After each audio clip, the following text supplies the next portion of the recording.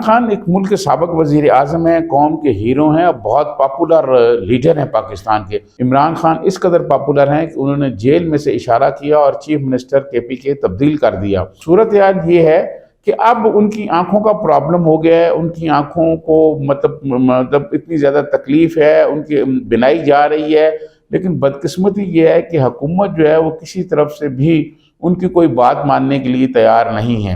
عمران خان صاحب کو تو بہت عرصہ ہو گیا ہے۔ السلام علیکم ناظرین، میں ہوں سجاد ترین۔ ناظرین، میں آج بات کرنا چاہتا ہوں سابق وزیر اعظم جناب عمران خان کی صحت کے حوالے سے۔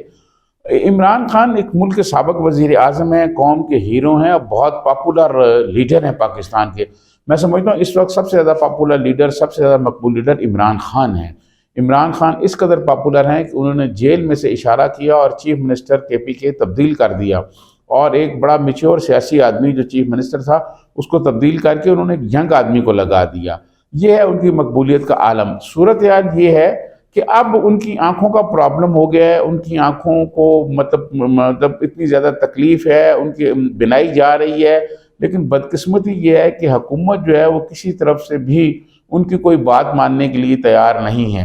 اطلاعات یہ آ رہی ہیں کہ جی عمران خان کا طبی معائنہ ہوا ہے، 5 ڈاکٹرز وہاں پر گئے تھے، انہوں نے ٹیسٹ لیے تھے، لیکن سوال یہ پیدا ہوتا ہے کہ اگر عمران خان کا طبی معائنہ ہوا اور ٹیسٹ لیے گئے تو ان کی بہنوں کو کیوں نہیں اجازت دی گئی کہ وہ بھی جائیں اور دیکھیں کہ ان کے بھائی کے ٹیسٹ لیے جا رہے ہیں، اور پھر اس بات کی انکوائری کیوں نہیں کی گئی کہ عمران خان کی آنکھ میں جو پرابلم ہوئی ہے اس کی وجہ کیا ہے، کیا وجہ بنی ہے؟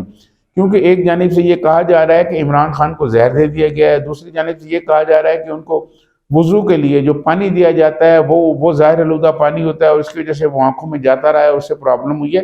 یہ سارے جو خدشات ظاہر کیے جا رہے ہیں، حکومت وقت یہ کیوں نہیں کرتی کہ اس پر ایک انکوائری رپورٹ دے، اور جب ان کی صحت کے حوالے سے ان کا معائنہ کیا جا رہا ہے، ان کا طبی معائنہ کیا جا رہا ہے، تو ان کی بہنوں کو کیوں نہیں اجازت دی جا رہی کہ وہ اپنے بھائی سے ملیں، پھر ان کی ملاقات نہیں کرائی جا رہی۔ آپ یقین مانیں کہ میں نے ایک مرتبہ انٹرویو کیا چودھری اعتزاز احسن جو پیپلز پارٹی کے بہت بڑے سینئر لیڈر ہیں۔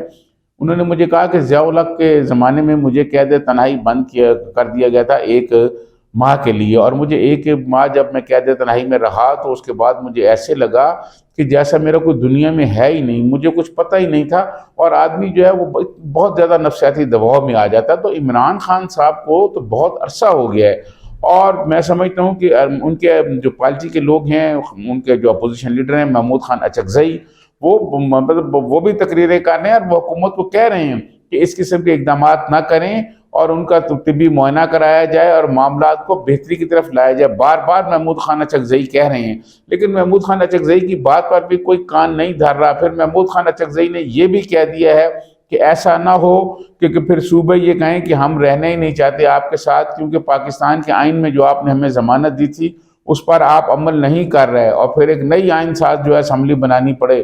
محمود خان اچکزئی نے اشارہ کناروں میں بہت ساری باتیں کہی ہیں۔ محمود خان اچکزئی نے کیا کہا ہے سنیے ذرا۔ نصاب اسمبلی کا مطالبہ کرو، نئے آئین کے بنانے کا مطالبہ کرو، آگ لگاؤ اس پارلیمنٹ کو۔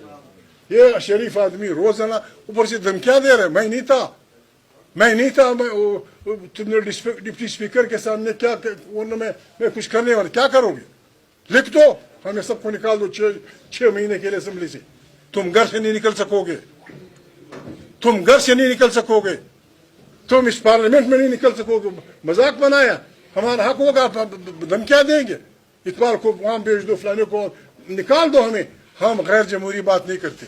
جو بھی آئین پہ حملہ ہوگا، اگر وہ جرنیل ہے مرد آباد، جو بھی آئین پہ حملہ اگر ہوگا، اگر وہ ملا ہے مرد آباد، اگر وہ کوئی خان ہے، اگر میرا باپ ہے، اگر کوئی بھی جو آئین پہ حملہ ہوگا، جو اس پارلیمنٹ کے اختیار پہ حملہ ہوگا، ہم اس کے خلاف سسر پھیلائی ہوئی دیوار بنیں گے۔ ہم نے ان کا راستہ روکنا ہے۔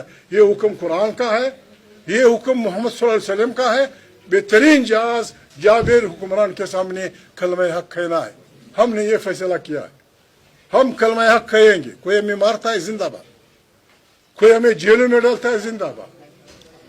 وزیر اعلیٰ صاحبان بیٹھے ہیں، قومی اسمبلی کے ممبران بیٹھتے ہیں، سینٹ کے ممبران بیٹھتے ہیں، عمران سے کوئی ملاقات نہیں کر۔ خیر کیا ہوا ہے؟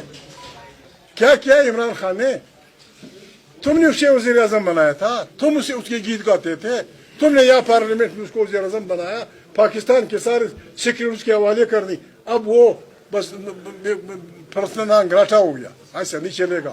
اگر کسی کو پاکستان عزیز ہے تو پاکستان کے ساتھ عزیز. ابھی تماشے ہو رہے ہیں, صوبے توڑے جائیں گے, صوبے توڑے جائیں گے. پنجاب 3 صوبے, خیبر پختونخوا 5 صوبے, فلانا 4 صوبے.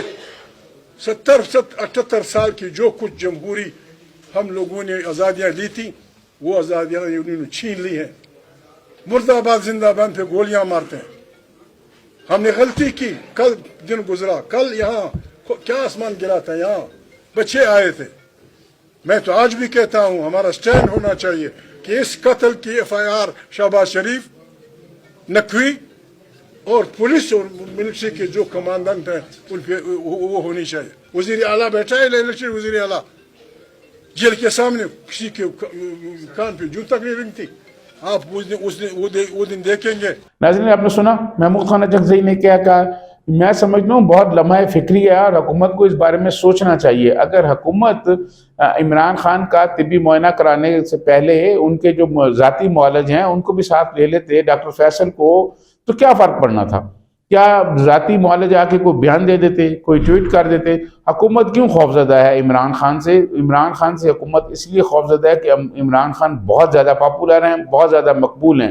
ان کی مقبولیت جو ہے عمران خان کے لیے مسائل پیدا کر رہی ہے, اور ان کی مقبولیت کی وجہ سے ہی حکمران خوفزدہ ہیں. یہ میں سمجھتا ہوں کہ اگر ان کا طبی معائنہ اسی طرح کرایا گیا تو ان رپورٹس پر کوئی اعتبار نہیں کرے گا. لہذا ضروری ہے کہ عمران خان کے جو ذاتی معالج ہیں ان کو بلایا جائے, ان کے سامنے سارے ٹیسٹ کیے جائیں اور ان کو بتایا جائے کہ عمران خان کو کیا ہے, ورنہ پاکستان میں مسائل بہت زیادہ بڑھ جائیں گے اور پھر یہ حکومت مسائل حل کنٹرول نہیں کر سکے گی. جو صورتحال خراب ہوتی جا رہی ہے اور جس قسم کے پاکستان میں نعرے لگ رہے ہیں, پہلے بلوچستان میں نعرے لگتے تھے, اب KP میں وہ نعرے لگنے شروع ہو گئے ہیں, اسلام آباد میں نعرے لگنے شروع ہو گئے ہیں. تو میں سمجھتا ہوں حکومت کو کوئی ہوش کے ناخن لینے چاہیے. ایسے نہ ہو کہ معاملات پھر اتنے نکل جائیں باہر کے کنٹرول سے باہر ہو جائیں. اسی کے ساتھ سجاد ترین کو اجازت دیجیے. اللہ حافظ.